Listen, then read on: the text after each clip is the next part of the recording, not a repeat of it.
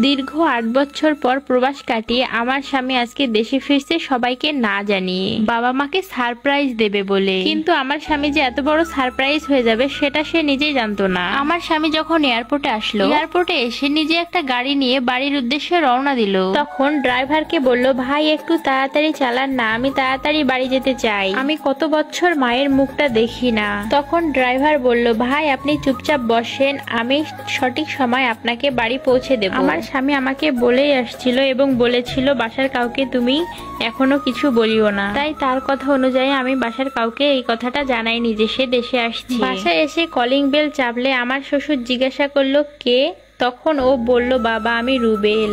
রুমে নিয়ে আমার স্বামীকে না বসতে বলে তার কাছে জেরা করতে লাগলো, কেন সে এখন বাসায় আসছে, বিদেশে কোনো সমস্যা হয়েছে কি না, তাদের কেন না জানিয়ে আসলো। বেচারা স্বামী ভেবেছিল তার বাবা মা অনেক খুশি হবে, কিন্তু তারা তাকে কোনো ভালো মন্দ জিজ্ঞাসা না করে এত কিছু বলতে লাগলো। যাই হোক, তখন আমার স্বামী আমার রুমে আসলো। তখন পিছনে পিছনে আমার শাশুড়িও চলে আসলো, এসে বলল, কি নিয়ে আসলে আমাদের জন্য। আমার স্বামী বলল, কারোর জন্য কিছু নিয়ে আসিনি, শুধুমাত্র আমার বউয়ের জন্য একটা চেন নিয়ে এসেছি। এইবার আমার শাশুড়ি যুদ্ধ শুরু করে দিল, কেন আমার জন্য নিয়ে আসলো, তাদের জন্য কেন কিছু নিয়ে আসলো না।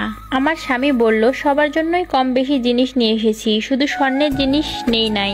আমি আমার বউয়ের জিনিস বিক্রি করে বিদেশ গিয়েছিলাম, এজন্য ওর জন্য একটা চেন নিয়ে আসলাম। কিছুতেই আমার শাশুড়ি মানল না, সে ছেলের সাথে তর্ক করে যাচ্ছে। পরে আমার স্বামী রাগ করে চেনটা শাশুড়ির কাছে দিয়ে দিল।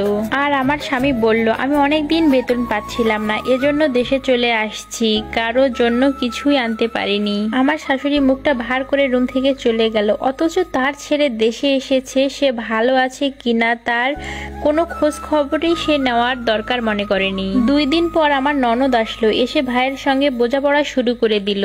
তার জামাইয়ের জন্য ল্যাপটপ নিয়ে আসার কথা, কেন নিয়ে আসলো না, এখন তাকে কিনে দিতে হবে, এটাই সে বলছিল। সবকিছু শুনে আমার স্বামী তো অবাক হয়ে গেল।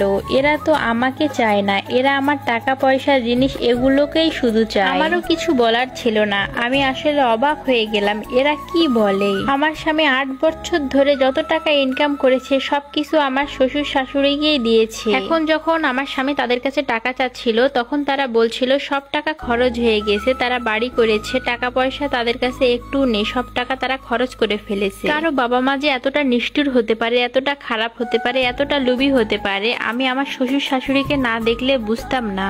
আমার স্বামী আমাকে বিয়ে করে 1 মাসের মধ্যে বিদেশ চলে যায়, আর 8 বছর পর এসে দেখে সবাই পরিবর্তন হয়ে গেছে। সে মনের মধ্যে হাজারো কষ্ট নিয়ে আবারও বিদেশ চলে যায়। 3 মাস ছুটিতে এসে 1 মাসের মধ্যে সে আবারও বিদেশ চলে যায়।